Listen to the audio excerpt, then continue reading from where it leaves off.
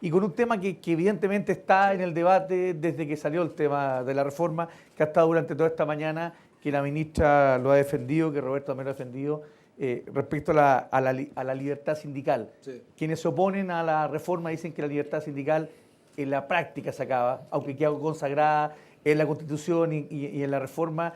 El hecho de que solo quienes estén sindicalizados al momento de una negociación van a ser beneficiarios de lo que se consiga, se termina con esa libertad de hecho. Sí.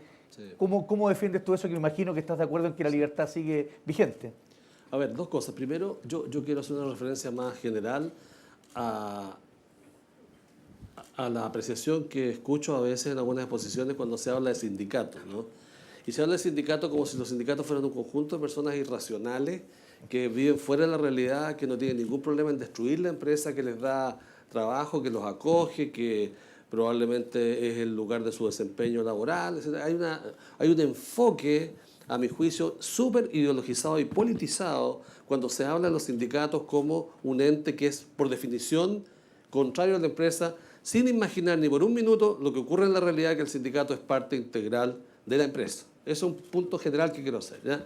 En el segundo aspecto, nosotros trabajamos con Andrea Repeto muy largamente una investigación para la Universidad Adolfo Ibáñez sobre temas de reforma al Código del Trabajo, y nos preocupaba muchísimo el ver cómo encarábamos este tema sindical. Y a mi juicio el proyecto hace un esfuerzo extremo por garantizar la libertad sindical. O sea, está en el límite digamos, casi del exceso de esfuerzo por que el pluralismo sindical, por ejemplo, al interior de cada empresa, se manifieste en distintos aspectos, como la extensión de beneficios. Incluso yo tengo la sensación de que uno podría haber elegido, por ejemplo, algo que, claro, habría provocado un incendio todavía mayor en esta sala, que es decir, el sindicato más representativo, con lo cual tú habrías avanzado eventualmente a un sindicato por empresa. Eso está absolutamente radicado en la letra del proyecto, en la letra, ¿ya?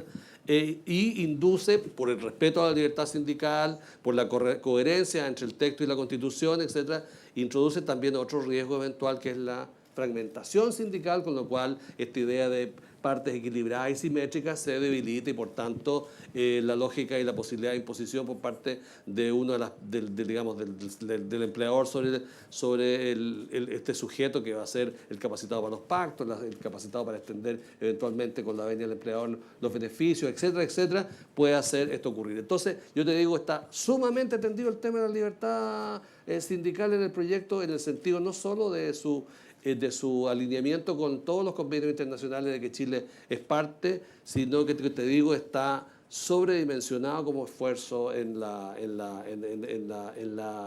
el diseño del articulado que ha elaborado el Ministerio. Ahora, cuando tú dices, Sí, y partes sí, tu intervención sí. diciendo que hay una especie de caricatura del sindicato, Hay. ¿no crees que también era caricatura el empresario? Abusador, O sea, que quiere apretar al sindicato, No, que lo quiere hacer desaparecer. o sea, yo escuché a la ministra una notable intervención y no hay una sola referencia que tienda No de ella, pero... No, pero es que estamos hablando aquí, este es un debate técnico. Yo he dedicado no sé cuántos años de mi vida a esto y nunca lo he hecho en la perspectiva de que los empleadores sean ninguna de esas cosas que se dice. Ahora, vivimos una realidad que excede el debate sobre los temas laborales, que está en la prensa de hoy, de ayer, de anteayer, etcétera, y que obviamente entorna a esto, pero yo te quiero decir que no hay una sola. Hay dos cuestiones conceptuales muy centrales. Primero, el proyecto define actores en la relación laboral que tienen una gran capacidad de poder definir el entorno de la compañía, la libertad del empleador, que está hoy día quizás algo en el campo de las relaciones laborales expandida por la vigencia todavía de los principios de la reforma laboral, que es el 79, tiene restricciones porque es lo que corresponde al ciclo histórico. Ese es un aspecto, por tanto, pero de otro punto de vista, acá se mantiene conceptualmente algo que debe ser considerado como muy importante, la negociación colectiva en el contexto de la empresa, lo señaló Roberto, y es una distinción del enfoque del derecho, digamos, del Código del Trabajo de Chile, que debería también ser considerado como parte muy, muy central de un modo de entender la relación laboral. Esto no es la realidad de la mayoría de los países desarrollados, para que quede claro, no es la realidad, ¿ya? Hay muchos donde esto se hace negociaciones por ramas, centralizadas, etcétera, etcétera. Entonces, lo que yo digo es que no hay, de parte por lo menos de los que hemos estado en el tema de relaciones laborales o hemos estado en el ministerio, la idea de instalar un discurso antiempresarial, pero entendemos que hay correcciones significativas a la distribución de renta que pueden estar en juego en una expansión de la cobertura de la negociación colectiva. Rosana, tú algo dijiste en no sé, algo, lo profundizaste bastante en tu presentación, pero que ha surgido aquí en la mañana también y lo respondía ahora Ricardo, respecto a esta pseudo libertad que queda restringida. Tú, me imagino que no compartes la posición de Ricardo. ¿Por qué tú dices que esto no es así? Como yo señalé en la presentación, primero quiero aclarar, sindicato no lo vi ni en mi presentación ni ninguna de las de hoy día en la mañana como un elemento negativo, al revés. Cuando trabajamos en la Comisión de Equidad, y a mí me tocó la suerte de participar justamente en el área de relaciones laborales, trabajamos 8 meses en cómo fortalecer los sindicatos. Lo que pasa es que fortalecer e incentivar no es lo mismo que forzar y obligar. Y si bien el proyecto, y en toda materia, o sea, cuando uno fortalece mejoras de remuneración y fortalece mecanismos para que donde haya rentas las pueda captar el trabajador, eso suma positivo. El problema es cuando se va más allá, porque ese costo lo pagan los trabajadores de menor calificación. A veces no con empleo en las cifras de ocupación, porque son empleos informales, y a veces abiertamente con empleo. O sea, la informalidad es parte de los costos de este tema. Ahora, ¿por qué el proyecto fuerza? ¿Por qué induce a un camino? No es porque no permita la libertad sindical. En la letra lo dice, lo permite. Pero si un trabajador, terminado el proceso de negociación, quiere tener aumento, reajuste de remuneraciones, tiene dos caminos. Negocia individualmente, y aquí se cambia la definición de práctica desleal, y no sabemos, y las interpretaciones de la norma después son un proceso que se judicializa, si esa negociación en términos similares a la del sindicato es práctica desleal o no. El trabajador no le queda más que ir él a inscribirse y lograr esa remuneración. Si ese es el camino, se está introduciendo un proceso que es forzoso. El grupo negociador queda fuera y en desventaja. Un grupo negociador pierde fueros, pierde derecho a huelgas, porque no tiene la puerta abierta a la negociación reglada. En fin, hay varias normas que hay que mirarlas cómo se afectan unas con otras para concluir que esto es no obligatorio, pero se fuerza y se lleva de la mano a que esto termine así. ¿Es malo el sindicato? No, pero cuando yo lo fuerzo, entonces el trabajador que hoy día voluntariamente no está en el sindicato, a pesar de que si le extiende el beneficio tiene que pagar un 75% de la cuota sindical, por algo es. Yo lo que quiero es que haya más sindicatos, pero porque el sindicato se gana la voluntad de ese trabajador obedeciendo lo que el trabajador quiere, y no que el trabajador se vea forzado a llevar la directriz del sindicato, porque eso nos lleva a un camino que no necesariamente conduce a alinear los intereses del trabajador con el sindicato, y eso es lo que queremos para el mercado laboral. Roberto, hay una comentario que hizo la mañana Rafael Guirizasti aquí y que ha venido surgiendo desde el sector privado de esta simetría que hay entre la estabilidad pactada y la negociación regulada. Es una crítica consistente que viene desde el sector privado. ¿Cómo te haces cargo tú de esa crítica? Y si va a tener esto ya el proyecto desde el gobierno ya se mandó, pero ¿qué posibilidades tiene eso de sufrir alguna mitigación o alguna mejora que pueda el sector privado recibirlo de mejor manera? Te pido, me voy a hacer cargo de esa pregunta concretamente, pero quisiera hacer precisiones en el tema de la cobertura y los beneficios del instrumento colectivo, porque yo tengo la sensación que podemos dejar instalado un error conceptual respecto de cuál es la propuesta en esta materia. Entonces, quiero que me deje un minuto para aclarar ese tema. ¿Qué pasa con la cobertura de los beneficios del instrumento colectivo y que están propuestos en el proyecto de ley? En primer lugar, se establece que los beneficios, obviamente, son de los sujetos del proceso de negociación. Esto es, los trabajadores que fueron parte de la negociación a través de su sindicato, y la contraparte de ese instrumento colectivo es el empleador. Respecto a los trabajadores no sindicalizados, lo que el proyecto contempla es la posibilidad de que se puedan extender los beneficios a los trabajadores no sindicalizados en virtud de un acuerdo bilateral entre el trabajador, el sindicato, el colectivo de trabajadores y el empleador. Por lo tanto, estamos hablando de un fortalecimiento de elementos de bilateralidad y acuerdo entre las partes. Aquí se ha mencionado en algunas exposiciones como la posibilidad de veto del sindicato respecto de la posibilidad de extensión o de aplicación de los beneficios a trabajadores no sindicalizados, y no es esa la idea es que también en esta perspectiva de mejorar las posibilidades de diálogo y acuerdo al interior de las empresas, las partes, sindicato, trabajadores, puedan convenir con el empleador las formas como se extienden, se aplican total o parcialmente algunos de los beneficios o todos los beneficios del instrumento colectivo. Pero estarás de acuerdo que eso que no tiene el sindicato no tiene incentivos para extenderlo. Tiene la libertad para hacerlo, pero no tiene incentivos. Depende. Hoy día la extensión es bastante generalizada en esta materia, pero es una extensión unilateral. ¿Cuál es la diferencia? Que lo que no queremos es que haya una extensión antisindical de beneficios. Convengamos que es bien difícil de presentar y es bien difícil de hacer razonable que, por ejemplo, si yo soy parte de un club deportivo y fui parte de ese esfuerzo de construcción, de arreglo de la cancha, de la multicancha, al final del día se termina la multicancha, se ilumina, está impecable, y resulta que el uso de esta multicancha es en igualdad de condiciones o incluso preferente, porque es más barata, para la gente que no fue parte de ese club deportivo, que no fue parte del esfuerzo de construcción, presentación del proyecto. La verdad que plantear eso y pretender que eso sea sostenible contradice cualquier principio de mínima equidad y de funcionamiento razonable de las organizaciones. Lo que estamos diciendo es que aquellos trabajadores que no se encuentran sindicalizados y que quieren ser parte de los beneficios de un instrumento colectivo, tienen que ser parte del acuerdo que se construye entre el sindicato y el empleador. ¿Qué es lo que no queremos? Y en esto queremos ser nítidos. No queremos impedir la posibilidad de que el empleador mejore las condiciones de sus trabajadores. No es ese el objeto.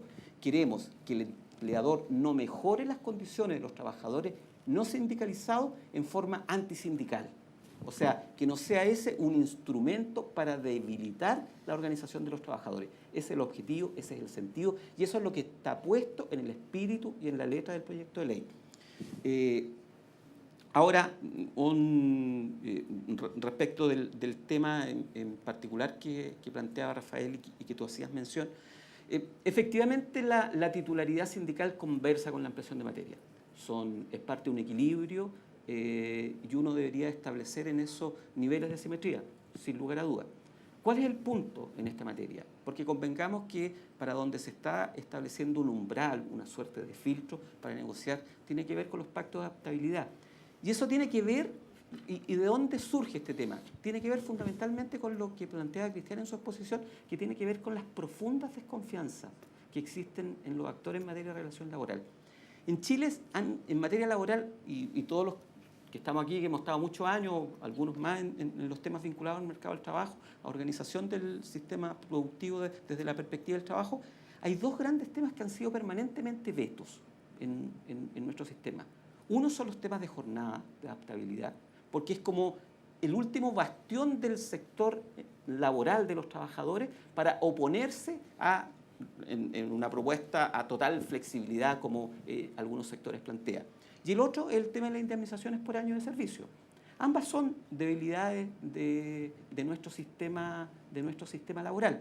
Nosotros estamos avanzando precisamente en construir acuerdos, en abrir las posibilidades de que las partes puedan negociar y establecer estos pactos más allá del marco de la ley. Convengamos que cuando hablamos de pacto de adaptabilidad no estamos hablando de pactos en materia de capacitación, que son perfectamente posibles, de reconversión productiva, de servicios de bienestar. Estamos hablando de pactos en que se levantan y en el fondo establecen acuerdos por sobre los límites que establece la ley. Pues bien, ¿qué es lo que se ha señalado en este proyecto? Es que ahí se necesita un cierto nivel de simetría y de representatividad.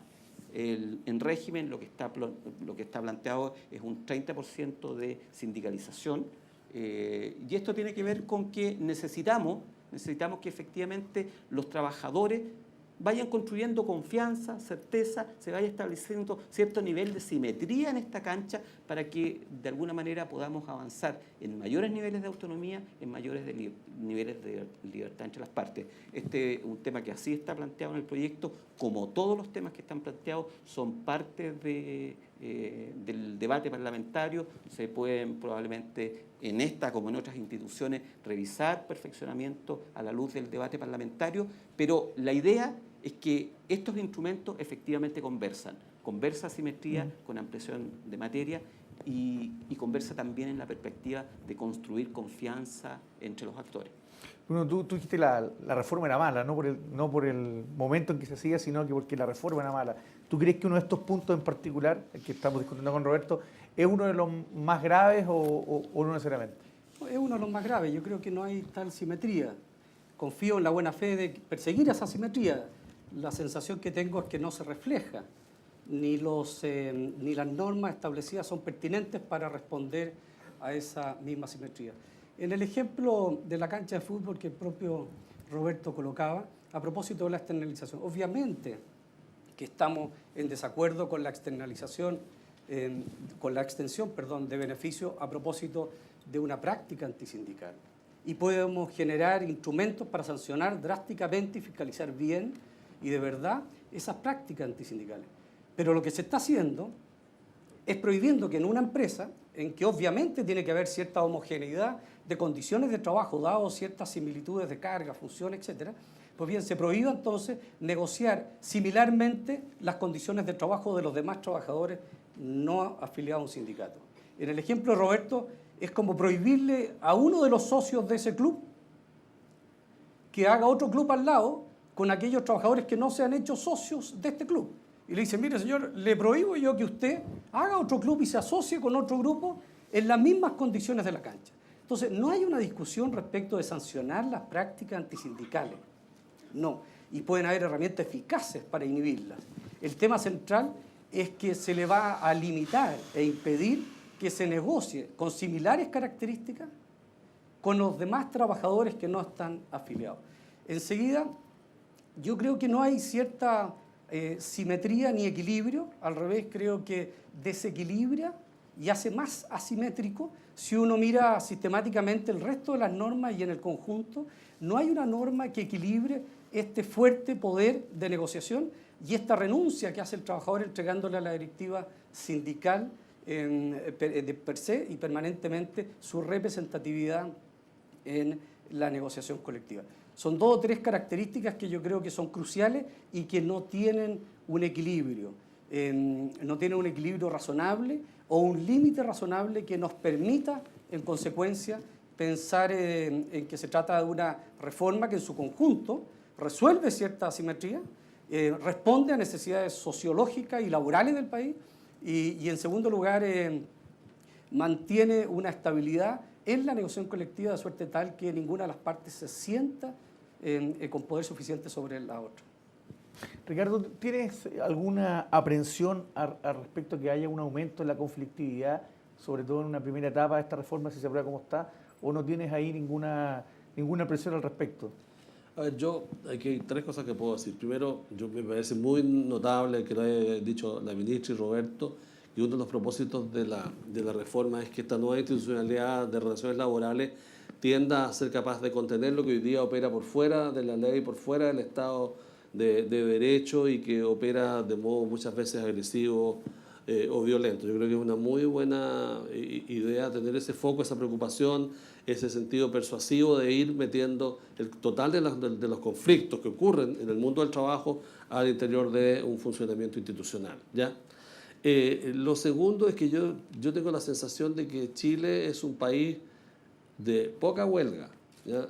Las huelgas que se materializan son pocas, la cantidad de trabajadores que concurren son pocos, y no veo ningún motivo para el cual esto pudiera expandirse. Porque lo que hay detrás de esto, insisto, lo menciono a lo que concibo como un rol razonable de los sindicatos. El maestro Piketty lo decía ayer en relación a la diferencia entre Alemania y otros países de Europa. En las relaciones laborales en las empresas alemanas de mayor productividad son con sindicatos. Son con sindicatos. Las empresas más fuertes de Alemania hoy día que compiten, que han aguantado la competencia con Asia, a propósito de bajos costos laborales en Asia, son empresas de Las relaciones... empresas más grandes en Chile todas tienen sindicatos Todas fuertes. tienen sindicatos fuertes, claro. Entonces yo digo, si esa realidad es la que se impone, el camino no va a ser el camino de la paralización de faenas, que siempre es muy desafortunado porque implica, entre otras cosas, pérdida de ingresos, ¿ya? Y eso es algo que siempre es muy doloroso para el trabajador. Entonces yo tengo la sensación de que nosotros vamos a tener que pasar por una etapa de acomodo a estas nuevas realidades, pero además desde el punto de vista ya de mi experiencia como persona que ha estado muchos años en esto, he visto muy acrecentados los roles positivos de la dirección del trabajo. Aquí hay dos cosas como extrañas y contradictorias. Por ejemplo, los buenos oficios. Eso fue muy importante en la reforma del 2001. En su oportunidad fue visto como injerencia del Estado, ¿ah? Esto no es un tema en que la dirección del trabajo se debe meter. La cantidad de problemas que resuelve la dirección del trabajo a través de mecanismos de buenos oficios que son de bajísimo costo, cero costo para las empresas, que tienen una función de información que hoy día va a quedar cautelada en la ley, etc. Son muy buenas y muy exitosas. Y yo creo que esa es la expansión de ese espacio, que es buenos oficios, mediación, etc., va a cumplir una función también muy importante. Básicamente en relación a un punto que me parece a mí crucial, el buscar soluciones que sean constructivas y buenas para todos, que no signifiquen en la derrota de uno versus el otro. Y yo creo que la dirección del trabajo, y mucho más con el proyecto de la ley, va a poder cumplir esa función, a mi juicio, de muy buena manera.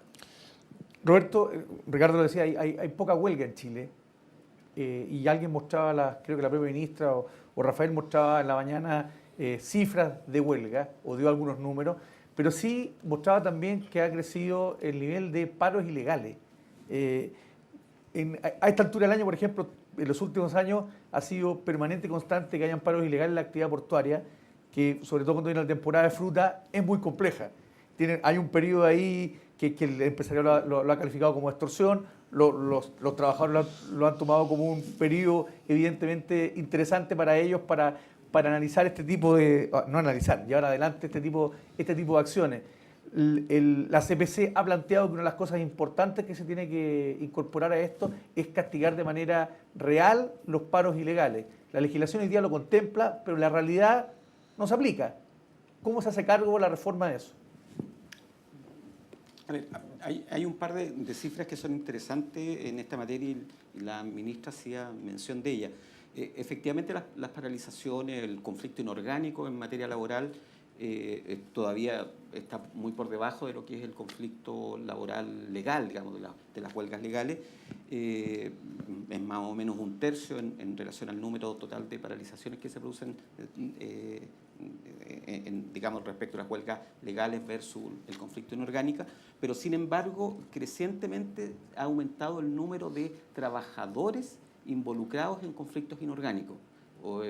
Cada vez que se produce una paralización de esta naturaleza, impacta porque involucra un mayor número de trabajadores, incluso que los que desarrollen procesos de huelga en virtud de un procedimiento arreglado. Uno de los ejemplos más nítidos en esta materia ha sido el conflicto portuario, que de hecho a las autoridades del anterior gobierno les correspondió enfrentar y tratar finalmente de construir un acuerdo que al final del día nos tocó a nosotros hacernos cargo, materializarlo y concretarlo en un proyecto de ley y finalmente en un pago. Convengamos que el conflicto al final en materia laboral, el conflicto inorgánico con mayor razón, siempre alguien lo termina pagando. Y en este caso lo terminamos pagando todos los chilenos, a través de una iniciativa legal, esta llamada Ley Corte en materia portuaria. Y hace pocos días atrás, la semana pasada, también hubo nuevamente un conflicto inorgánico en materia portuaria. ¿Por qué las partes llegan al conflicto en esta medida? Y probablemente esta es una de los mayores llamados de atención, y Rafael Guirizasti hacía un punto sobre este tema en particular. No solo hay un tema de conflicto capital-trabajo que se pueda producir, pueden haber malas relaciones laborales, sino está fundamentalmente en la necesidad de conquistar una ventaja económica en algunos casos. Y en otros, la percepción de que el sistema institucional no es razonable, no presta buenas soluciones. Y por lo tanto, por esta vía expedita, eficiente, logro y obtengo rápidamente una solución. Este proyecto tiene que ver centralmente con volver el conflicto laboral a instancias institucionales y permanentes de resolución de esas controversias. Para eso se define un nuevo sistema, un nuevo modelo, se establece un sujeto principal de la negociación, que es el sindicato. No hay nada más complejo que el conflicto inorgánico. Normalmente estos conflictos que se desarrollan en estas instancias tienen un gran nivel de inorganicidad de cómo se gestan, cómo se producen y cuáles son los liderazgos con los que finalmente uno tiene que enfrentar. En cambio, cuando uno tiene organizaciones estables, permanentes, tiene interlocutores con los cuales poder intervenir y por lo tanto construir acuerdos. Y concretamente el proyecto de ley lo que hace es un rediseño muy significativo en materia de prácticas antisindicales y prácticas desleales, y introduce concretamente, hoy día existe efectivamente una práctica desleal que sanciona las vías de hecho durante la negociación colectiva, y lo que se establecen son algunas figuras específicas para que efectivamente cuando el conflicto deviene en ejercicios violentos, efectivamente tenga una sanción en sede laboral, más allá de las sanciones generales del ordenamiento normativo. A nosotros nos parece que ahí hay una línea en que abordamos esta materia, pero centralmente está abordado en el rediseño de un sistema institucional que contiene los incentivos necesarios para que las partes desarrollen un conflicto de intereses, de posiciones legítimas, pero en un marco regulado, orgánico e institucional. Y en este mismo sentido, disculpa, no sé si va a haber otra oportunidad, quisiera precisar un tema que se ha formulado. ¿Ah? Al almuerzo. No, claro, que se ha formulado, que tiene que ver con Leíste bien, porque iba a ser la última pregunta acá. sí, que eran los grupos, Era una con los grupos negociadores. Quiero señalar una cosa bien breve en esto, como oposición de la titularidad con los grupos negociadores, de la titularidad sindical. Primero, hoy día se está estableciendo que efectivamente el sujeto principal es el sindicato, no se están eliminando los grupos negociadores pueden ejercer la negociación colectiva en aquellas empresas que no existe sindicato, acudiendo al mismo principio de realidad que nos llamaba Rafael a tener esta conversación. La negociación de los grupos negociadores normalmente es de carácter semiarreglado, sin derecho a fuero, sin derecho a huelga, fundamentalmente porque son expresiones no asociativas, no permanentes, y por lo tanto no se justifica un proceso de intervención, digamos, de protección previa, porque finalmente los trabajadores no lo utilizan. Yo los invito a mirar las estadísticas respecto de cuál es el nivel de negociaciones arreglada por parte de los grupos negociadores, y se van a dar cuenta que la verdad que son bastante puntuales, y además cuando existen están vinculados además a los sindicatos interempresas. Yo sé que ahí entramos en una discusión más profunda, pero normalmente cuando hay negociación reglada de grupos negociadores, en el fondo lo que tenemos al frente son sindicatos interempresas que presentaron un proyecto que fue rechazado por parte del empleador y que se organiza la negociación del grupo a través de estas modalidades. Entonces estamos hablando de una cuestión bien particular. Y en esto quisiera hacer una última precisión. Me llama la atención y nos llama la atención profundamente que el tema de la titularidad sindical aparezca como una cuestión tan compleja, como algo tan nuevo, como algo tan disruptivo en nuestro ordenamiento normativo. Primero, en esta materia hay prácticamente sintonía de todos los sistemas normativos en materia laboral con los cuales nos interesa compararnos, en que no existe conflicto y competencia entre sindicatos y coaliciones espontáneas de trabajadores. Esta es una realidad muy atípica de nuestro sistema normativo y por lo tanto, y atenta además, y ha sido representada por la OIT reiteradamente por atentar contra los principios de libertad sindical. Sin embargo, en Chile existen algunas experiencias concretas con titularidad sindical. Por ejemplo, en el ámbito marítimo, la regulación en materia de SARPI recalada, que se hizo en el año 2006-2007, consagra modalidades especiales de regulación de jornada con titularidad sindical. Ustedes entenderán que en las embarcaciones los sistemas de jornada son muy complejos, claramente la legislación común en materia laboral no da cuenta de las particularidades, bueno, y ahí se establece un conjunto de posibilidades que se acuerdan en estas materias con titularidad sindical. Adicionalmente, en la administración del gobierno del presidente Piñera se presentaron 2 iniciativas legales que contenían titularidad sindical. Una en materia de trabajadores de turismo, en que se permitía establecer acuerdos sobre distintas materias, particularmente vinculadas a jornada, con titularidad sindical. Y lo otro en el ámbito agrícola. Por lo tanto, estas no son experiencias tan disruptivas, son experiencias que van en la línea de la construcción que hemos ido haciendo como país y que finalmente tienen que ver con comprender que una buena legislación que reconozca a los actores son aquellas cuestiones que precisamente nos van a permitir construir bases de diálogo mucho más colaborativas y avanzar en términos de mejorar las condiciones de negociación de los trabajadores y mejorar las condiciones de productividad de las empresas. Gracias. Entonces, la última pregunta a ti, Rosana, respecto a la dirección del trabajo. Va a quedar con una cantidad de atribuciones muy importante, va a ser dotada de algunas fortalezas, pero ¿qué preocupación tienes o qué debilidades le ves a esta nueva dirección del trabajo en el marco de esta reforma? Mira, la Dirección del Trabajo ya antes de la reforma es una institución que está tensionada porque realiza funciones distintas que debieran estar institucionalmente separadas. Es un tema que se viene conversando 20 años en este país, sí, más o menos, y la verdad es que este proyecto le sigue agregando más funciones disímiles, incluso opinantes dentro del proceso. La nueva Dirección del Trabajo va a formar parte activa de una mesa laboral. Y lo voy a poner un poco en este contexto. Tú decías, hoy día los equilibrios dentro de la negociación cambian, es el foco del proyecto. Cuando tú hoy día eliminas elementos como la posibilidad de reemplazar después de un cierto periodo o el descuelgue de la huelga, etcétera, sin duda le bajas los costos a la conflictividad.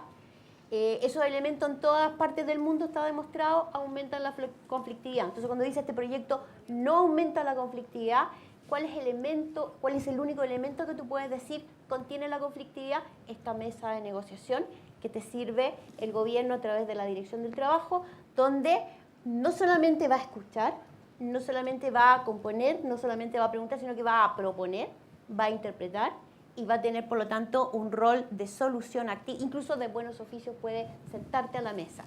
Entonces, ese es el mecanismo.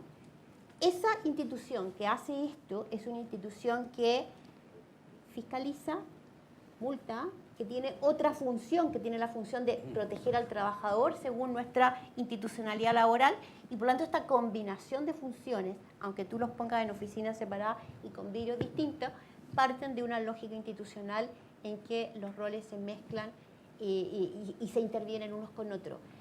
Hace mucho tiempo que se viene hablando de una dirección del trabajo más independiente, donde la función de fiscalización se separe de la interpretativa y, por supuesto, de la de mediación. Incluso han habido propuestas y conversaciones que hablan cómo instalar mecanismos en que desde la lógica del gobierno también exista una mirada y una atención desde la mirada de la pyme en la protección de este proceso que va a ser largo y engorroso. ¿Quién protege a la pyme si este tema se hace conflictúa? No solamente desde el punto de vista de ponerle un asesor en una mesa, sino que también de protegerlo dentro de un proceso legal que se hace más engorroso. Bueno, gracias. Yo quiero darle las gracias a cada uno de nuestros 4 panelistas, que les pido un aplauso.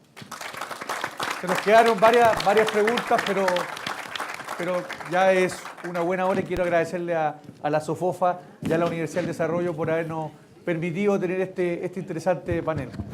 Buenas tardes ya.